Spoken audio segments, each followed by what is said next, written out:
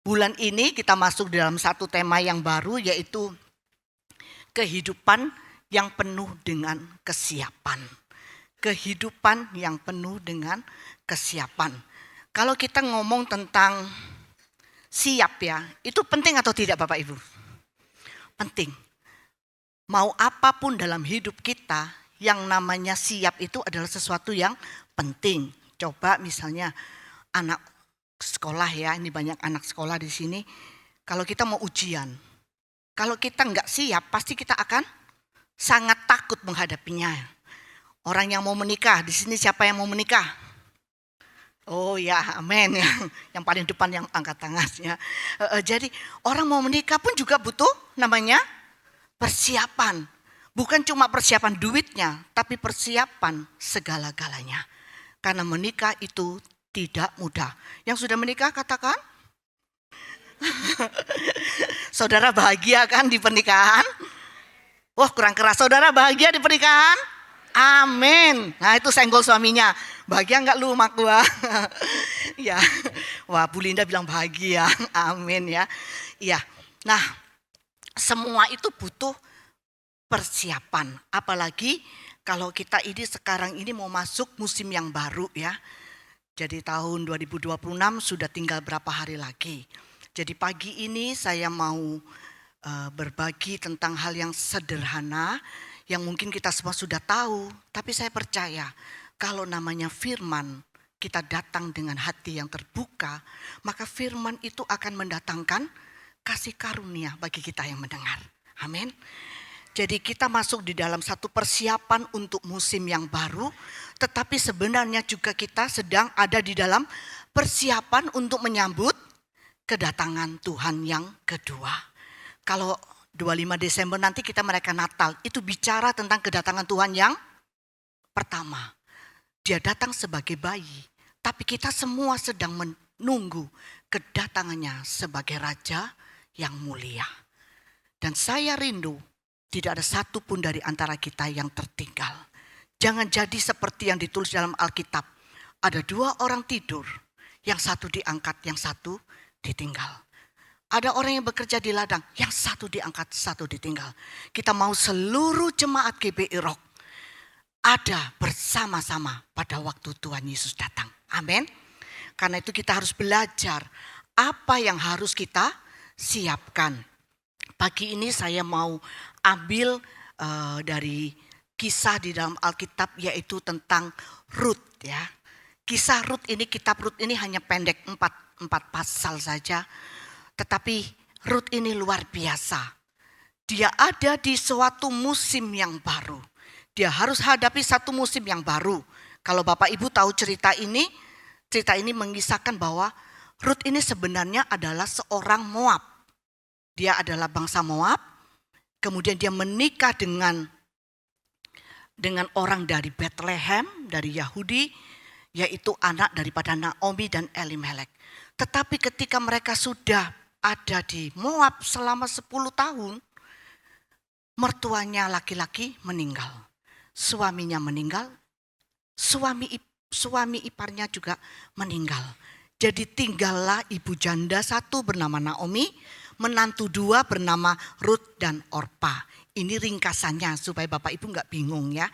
Nah, kita buka dulu di dalam Rut 1 ayat 11 sampai 18. Ketika sudah habis semua, Naomi ini ngomong sama menantunya. Tetapi Naomi berkata, "Pulanglah anak-anakku, mengapakah kamu turut dengan aku?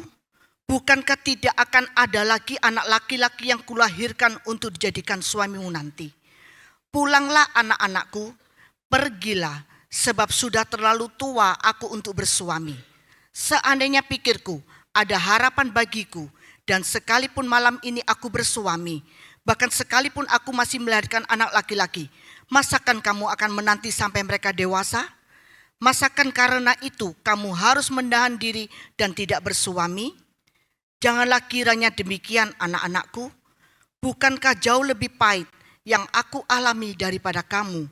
Sebab tangan Tuhan teracung terhadap aku." Saudara tahu kenapa kok Naomi bilang lebih pahit? Karena dia kehilangan suami, kehilangan 2 anak laki-lakinya. Yang tinggal hanya menantunya. Ayat selanjutnya, ayat 14. Menangis pula mereka dengan suara keras, lalu Orpa mencium mertuanya itu minta diri. Tetapi Rut tetap berpaut padanya. Berkatalah Naomi, telah pulang iparmu kepada bangsanya dan kepada Allahnya. Pulanglah mengikuti iparmu. Ayat 16. Tetapi kata Rut, janganlah desak aku meninggalkan engkau dan pulang dengan tidak mengikuti engkau. Sebab kemana engkau pergi, ke situ jugalah aku pergi. Dan di mana engkau bermalam, di situ jugalah aku bermalam. Bangsa mula bangsaku dan Allah mula Allahku. Di mana engkau mati, aku pun mati di sana. Dan di sanalah aku dikuburkan. Beginilah kiranya Tuhan menghukum aku. Bahkan lebih lagi daripada itu, jikalau sesuatu apapun memisahkan aku dari engkau, selain daripada maut. Ketika Naomi melihat bahwa Rut bersikeras untuk ikut bersama-sama dengan dia, berhentilah ia berkata-kata kepadanya. Poin apa yang kita dapat dari kisah ini? Yaitu yang pertama, Rut ini punya iman yang teguh. Punya iman yang teguh. Hari-hari ini semua sama-sama tidak tahu. 2026 ini menurut banyak pakar bilang lebih sulit. Kondisi lebih sulit, keadaan lebih sulit. Musibah sudah terjadi. Perkiraan cuaca dan semuanya sungguh sangat menakutkan. Tetapi saudara kembali kepada kisah Rut ini. Yang dialami oleh Rut bersama dengan Naomi adalah keadaan yang sulit. Tetapi apakah dengan keadaan yang sulit itu menyerah? Ternyata tidak. Rut sudah lihat bahwa ini sulit, tetapi dia memilih untuk ikut Naomi. Kenapa dia minta ikut? Karena dia punya pengenalan kepada Tuhan. Hari-hari ini kita butuh secara pribadi punya pengenalan dengan Tuhan. Tidak bisa pengenalan itu lewat orang lain, tetapi harus masing-masing. Itu adalah sebuah persiapan untuk kita menghadapi tahun yang akan datang, juga menjadi persiapan buat kita semua yang sedang menunggu kedatangan Yesus yang kedua. Tadi ayat yang ke-16 dikatakan begini. Bangsa mula bangsaku dan Allah mula Allahku. Di sini Rut sedang menyatakan bahwa aku ikut kamu, Naomi, walaupun tahu Naomi 0, kosong. Tapi aku ikut. Bukan sekedar aku hanya ikut kamu sebagai ibuku.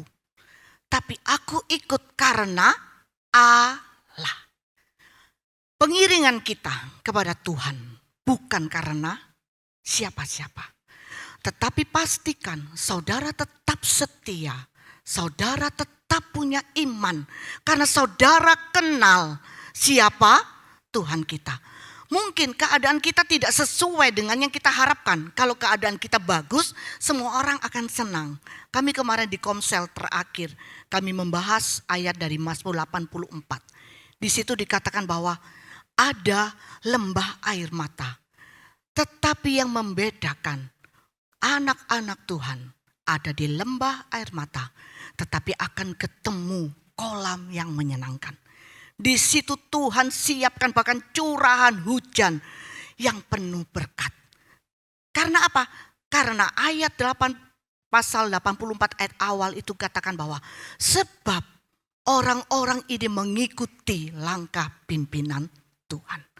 Jadi bagaimana dengan iman kita? Hari-hari ini sangat menyedihkan. Ada banyak anak-anak muda. Saya waktu dengar itu kok bisa ya? Padahal dari kecil sudah sekolah minggu. Dari kecil orang tua juga sudah didik di dalam Tuhan. Tetapi hanya karena seorang gadis yang cantik. Dia begitu saja beralih bahkan sampai mengadakan pernikahan dengan wanita itu. Dan dia katakan waktu orang tuanya tegur. Kenapa kamu tidak cari yang dari sama-sama anak Tuhan. Kita sama-sama nggak tahu besok siapakah yang benar. Bayangkan saudara, saya dengar gitu, aduh Tuhan, bagaimana ya? Jadi ternyata iman itu bisa goyah. Awal kita yakin Yesus hanya Yesus juru selamat. Tetapi dengan banyaknya yang lewat di YouTube, pengajaran-pengajaran dan banyak hal yang kita baca, orang jadi mulai meragukan. Sebenarnya jalan keselamatan itu apa betul ada banyak jalan? Ataukah jalan itu hanya satu? Nah, hari-hari ini kita semua harus selalu jaga. Saya harus punya iman yang teguh. Iman yang bergantung hanya kepada Tuhan yang benar. Tidak bergantung kepada situasi. Kemudian ayat 18 katakan begini. Ketika Naomi lihat bahwa Rut berkeras untuk ikut bersama-sama dengan dia, berhentilah ia berkata-kata. Bersikeras artinya iman itu harus ngotot, harus teguh, harus kuat. Apapun situasinya, iman itu harus kuat. Kalau kita merasa enggak berdaya, kadang-kadang kita merasa, aduh kok berat ya Tuhan. Tadi pagi Pak Alex sudah ingatkan, selalu panggil Roh Kudus. Dia ada di dalam hati kita, menyertai kita sepanjang masa. Immanuel, Allah beserta kita itu sepanjang masa. Musim tinggi, musim lemah, dia tetap ada. Jaga iman kita supaya tetap teguh. Kemudian yang saya perhatikan ya, waktu ayat ini kan pasal sering saya baca ya. Tapi waktu baca ayat yang ke-13, itu saya pikir iya ya. Ini Naomi itu ngomong begini, yang saya bold itu ya, saudara lihat ya. Tangan Tuhan teracung terhadap aku. Jadi Naomi ini kasih tahu, gak usah ikut saya. Sebab tangan Tuhan sedang teracung kepada saya. Tuhan sedang menghukum saya sehingga kamu ini ikut menderita. Tuhan sedang menekan hidupku. Kalau kita ketemu orang yang ngomong gitu, jangan ikut saya, Tuhan terus sedang hukum saya. Apakah saudara tetap ikut Tuhan? Kita tetap ikut Tuhan kalau kita punya pengenalan. Kalau kita nggak punya pengenalan, begitu Tuhan teman kita bilang, sudah nggak ikut Tuhan-Tuhanan, nggak penting Tuhan-Tuhanan. Bukankah Tuhan itu seperti tangannya sedang mengacung menghukum kamu? Kalau kita nggak punya pengenalan, pasti kita langsung oke, saya balik aja. Ya, saya balik aja. Ngapain saya ikut kepada Tuhan yang suka menghukum, kan begitu. Ayat ini tuh kadang-kadang kalau kita baca Alkitab, nggak bisa kita baca tuh cuma mempeng itu nggak bisa. Saudara harus baca tuh satu-satu. Sambil minta Roh Kudus, kasih pencerahan. Mana yang Tuhan mau artikan? Waktu saya baca ini saya bilang, Tuhan ini enak ya dibaca karena kita tahu hasil akhirnya. Saudara tahu nggak hasil akhirnya Rut apa? Ia dapat Boaz, seorang yang kaya, seorang yang murah hati. Bahkan Rut ini jadi salah satu wanita Moab, wanita yang bukan Yahudi, masuk di dalam Matius 1 silsilah Yesus Kristus. Itu endingnya. Tapi hasilnya tuh orang senang. Persiapannya ini loh. Persiapannya tuh apa? Oh ya ini tadi. Pokoknya saya sekali Yesus tetap Yesus. Itu harus begitu. Ya, 1 Korintus 16 ayat 13 ini ayat tema bulan ini. Waspadalah terhadap bahaya rohani. Berdirilah teguh di dalam Tuhan, kuatkan diri dan bersikaplah sebagai orang dewasa. Waspadalah terhadap bahaya rohani. Kita sering waspada terhadap bahaya kebanjiran. Waspada terhadap bahaya gempa bumi. Tapi bulan ini gereja kasih tema kita. Waspadalah terhadap bahaya rohani.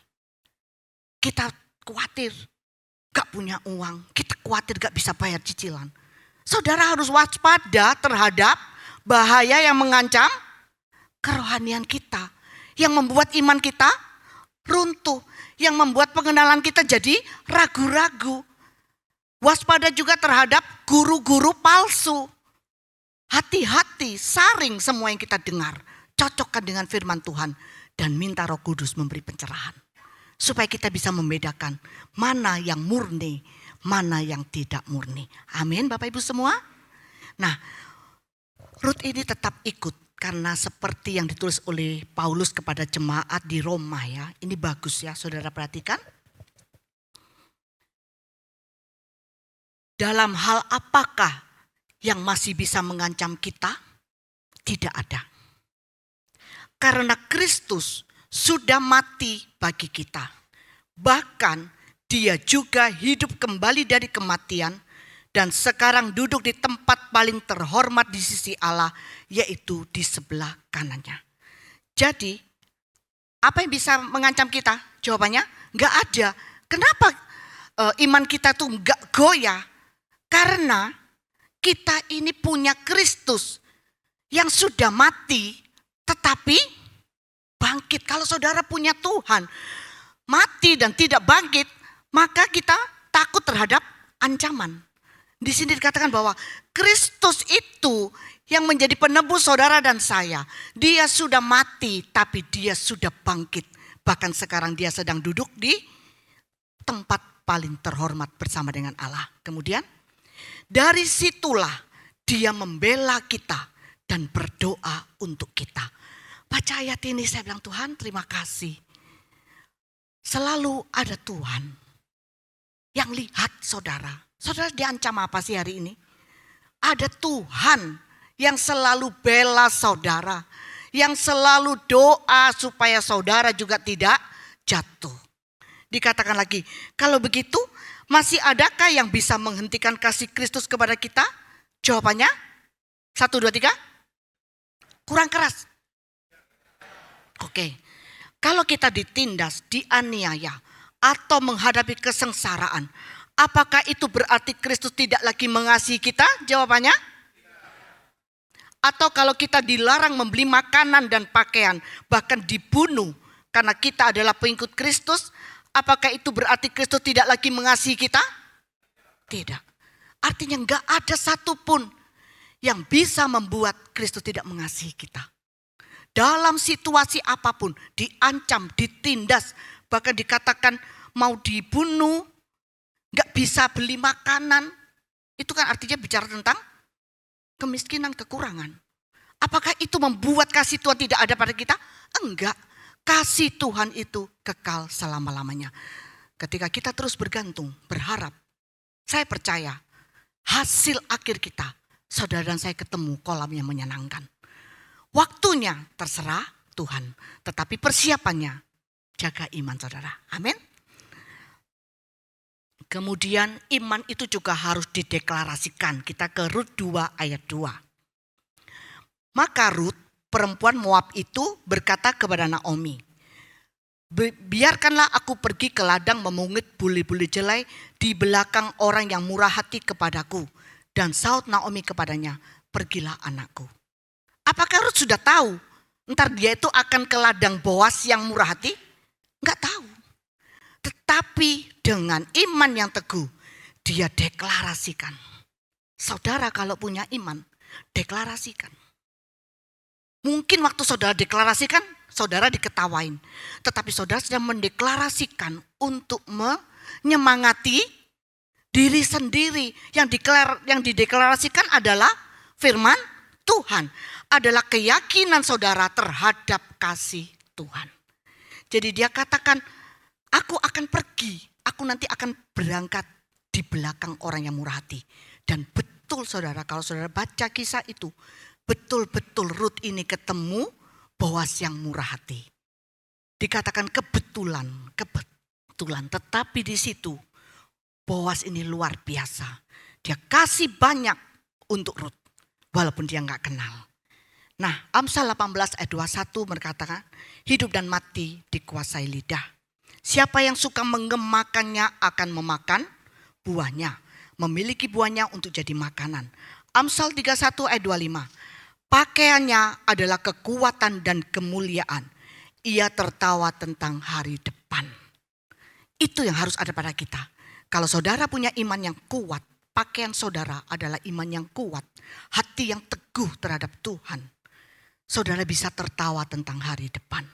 Saudara bisa deklarasikan, saya akan ketemu dengan orang yang murah hati. Saya akan ketemu dengan kasih karunia.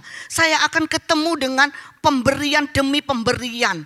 Saya akan ketemu berkat rohani demi berkat rohani. Amin. Mulai utarakan dengan perkataan yang penuh iman. Setuju semua? Hal yang kedua, selain iman, Rut ini juga punya tanggung jawab. Hari-hari ini Tuhan menuntut kita untuk masing-masing punya tanggung jawab. Dikatakan di sini, maka Rut perempuan Moab itu berkata kepada Naomi, biarkanlah aku pergi ke padang memungut bulir-bulir jelai. Rut gak suruh mertuanya yang kerja. Di sini siapa yang suruh mertuanya jaga cucunya? Terus kalian yang masih muda pergi ke kafe nongkrong, dilama-lamain gitu, tunggu sampai bayinya bobok. Ya, biar sudah bayiku itu dijaga mertua. Bertobatlah hari ini. Oke ya, boleh minta bantuan, tapi seringkali saya temui, dan sebenarnya bukan saya temui, saya dulu juga gitu, jangan keras-keras ya. Dulu juga gitu. Capek kan kita masih mama muda toh. Jadi kebetulan ini cucu pertama toh dari opa, dari papa saya. Jadi Jessica tuh saya kasih terus buat opa.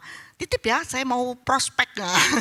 Saya mau kemana, ke kantor, pokoknya segala urusan ini anak dikasih sama orang tua. Sebetulnya itu juga bukti bahwa kita kurang tanggung jawab.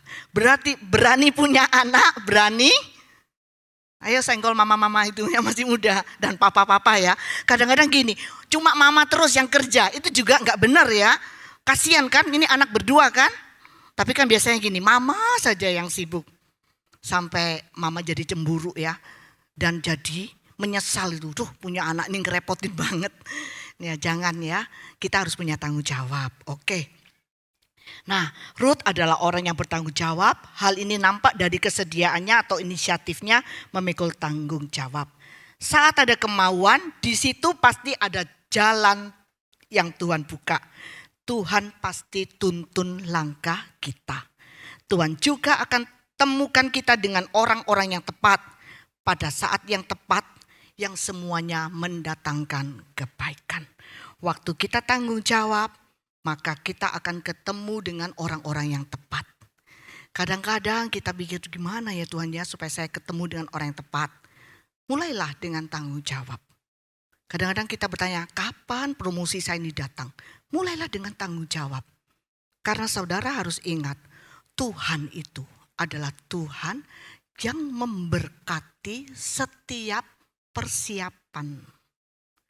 Tuhan kita adalah Tuhan yang suka memberkati persiapan. Kadang-kadang persiapan itu kan gak dilihat semua orang toh. Contohnya atlet. Atlet mau tanding. Dia menang. Orang cuma merayakan kemenangannya. Semua lihat wow. Tapi orang kan gak pernah tahu bagaimana dia menyiapkan pertandingan itu. Nah Tuhan bicara bahwa Tuhan itu memberkati setiap saudara punya persiapan. Baik saudara yang sedang menunggu pasangan hidup, menunggu promosi, menunggu pelayanan menjadi baik. Tuhan berkati setiap persiapan. Amin. Dalam menanti kedatangan Tuhan, kita pun juga harus punya tanggung jawab dalam hidup ini. Tanggung jawab terhadap apa? Waktu. Tuhan beri kita waktu yang sama. Masing-masing 24 jam. Gak ada yang begini, oh karena kamu sangat tanggung jawab saya lebihin 25 jam. Gak ada. Semua waktunya sama 24 jam. Kita punya tanggung jawab terhadap waktu-waktu ini. Kemarin di Komsel sebuah cerita bahwa seringkali kita itu jadi kelamaan. Waktu kita itu scroll. Harusnya misalnya kita mau bicara tentang sesuatu, lewat telepon hanya selesai 5 menit. Tapi kita WA, satu jawab, satu. Gak terasa ya, itu sudah 1 jam. Omongan yang gak penting lagi. Nah itu saya gak ngomongin saudara, ini ngomongin diri saya sendiri. Seperti itu, jadi kadang-kadang kan gitu. Terus kita lihat TikTok, terus kita ketawa-ketawa. Sebentar lagi, lewat lagi lain. Gak guna gitu loh. Akhirnya kita jadi ngerti ya, bahwa hidup ini harus tanggung jawab terhadap waktu, potensi. Tuhan kasih saudara potensi apa? Apakah sudah dikembangkan? Tuhan percayakan harta kekayaan. Apakah saudara sudah bermurah hati? Sudah berapa banyak orang yang ditolong dengan harta saudara? Itu pertanyaannya. Apapun yang dipercayakan. Jangan kayak perumpamaan hamba 5 talenta, 2 talenta, 1 talenta. Yang 1 talenta dikubur. Sampai tuannya datang, ditanya mana hasilnya? Tetap 1. Enggak berkurang loh saudara. Bisa gini, aduh 3,5 ini, kok setengah kan dicuri berarti kan. Ini enggak loh, 1 tetap 1. Tapi di mata Tuhan dikatakan, kamu hamba yang jahat. Kalau saudara tidak bertanggung jawab terhadap potensi yang Tuhan berikan, waktu yang Tuhan berikan, kita biarkan semuanya untuk kesenangan-kesenangan kita sendiri tanpa berpikir tentang Tuhan dan berpikir tentang teman lain, saudara lain. Maka kita akan kayak hamba yang 1 tadi. Ketika Yesus datang, dia bilang gini, hai kamu hamba yang malas dan jahat. Kemudian yang ketiga adalah kita juga perlu namanya punya hikmat dan kebijaksanaan. Jadi selain 1 tadi kita harus punya iman yang teguh, iman yang kuat. Apapun kondisinya kita berkata, kasih Tuhan tuh gak pernah berubah. Meskipun saya kondisi kayak gini, saya tetap yakin kok saya tidak pernah meninggalkan Tuhan. Itu yang pertama. Yang kedua, periksa lagi. Tanggung jawab apa yang Tuhan percayakan yang kita tidak kerjakan dengan baik.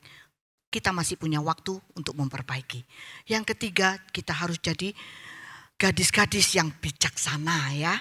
Matius 25 ayat 1-13 itu kisah tentang wanita bijaksana, tapi kita baca langsung ayat 8 saja ya. Matius 25 ayat 8-13. Gadis-gadis yang bodoh berkata kepada gadis-gadis yang bijaksana, berikanlah kami sedikit dari minyakmu itu, sebab pelita kami hampir padam. Tetapi jawab gadis-gadis yang bijaksana itu, tidak, nanti tidak cukup untuk kami dan untuk kamu. Lebih baik kamu pergi kepada penjual minyak dan beli di situ.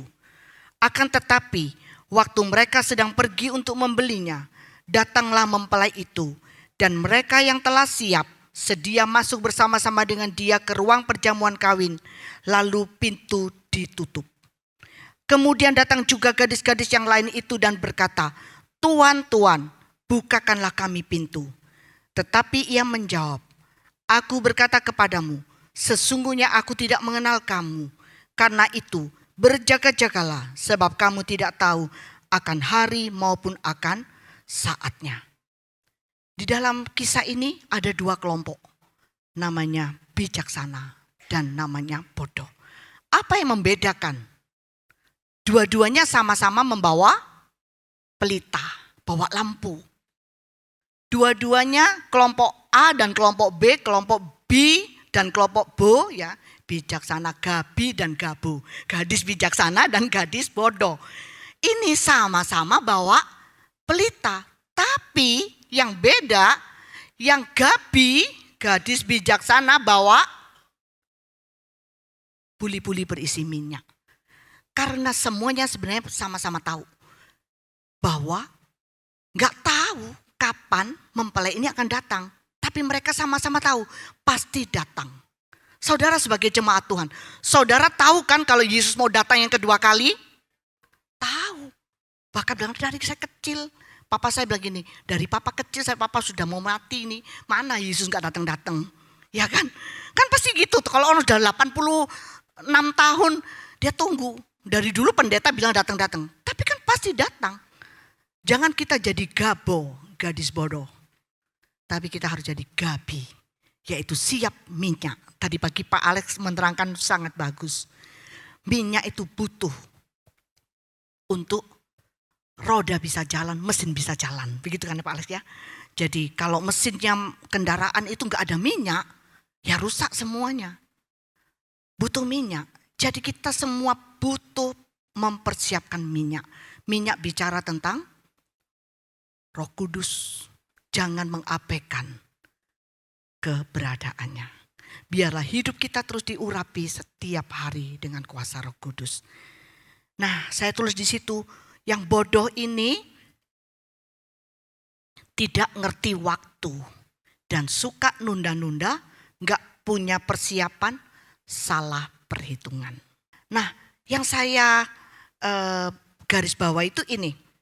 Ternyata Gabo ini ya, gadis bodoh ini, itu kikir ya. Karena ayat ini jarang-jarang disampaikan ya. Dikatakan, coba ya saya lihat lagi. Ayat 10 ya. Kan ayat 9 bilang gini, lebih baik kamu pergi kepada penjual minyak dan beli di situ. Ini gadis bijaksananya ngomong gitu. Ayat 10-nya bilang gini, akan tetapi waktu mereka sedang pergi untuk membelinya. Berarti di dompetnya ada duit enggak? Yang bodoh ada duitnya enggak? Ada. Sebenarnya dia punya potensi, dia punya. Tapi apa? Jangan sayang Ketika sudah minta enggak ada, baru pergi ke warung beli. Sudah terlambat. Nah, seringkali kita juga kikir dalam uang, kikir dalam waktu, kikir dalam tenaga. Sangat perhitungan tetapi keliru. Amsal 23 mengatakan, belilah kebenaran dan jangan menjualnya. Demikian juga dengan hikmat didikan dan pengertian. Ayat terakhir, mari saya undang kita berdiri sambil mungkin musik sudah mulai masuk aja. Efesus 5 ayat 15 sampai 17. Sebagai ayat penutup kita baca sama-sama ya. Efesus 5 ayat 15 sampai 17. 1, 2, 3. Karena itu perhatikanlah dengan seksama bagaimana kamu hidup. Janganlah seperti orang bebal, tetapi seperti orang arif. Dan pergunakanlah waktu yang ada, karena hari-hari ini adalah jahat. Sebab itu janganlah kamu bodoh, tetapi usahakanlah supaya kamu mengerti kehendak Tuhan.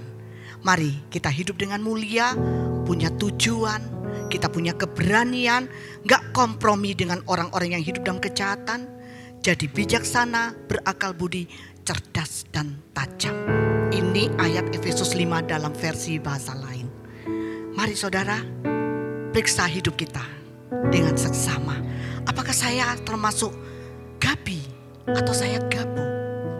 Ini belum terlambat. Tuhan masih beri kesempatan untuk kita memperbaiki diri kita masing-masing. Kalau yang sudah kehilangan iman, sudah merasa Tuhan, kok saya gini-gini terus ya Tuhan? Engkau tuh ada apa enggak ada sih? Katakan tadi, Tuhan tuh ada dan selalu beserta kita. Musim apapun, saudaranya perlu terus melekat. Amin. Terus terhubung dengan Dia.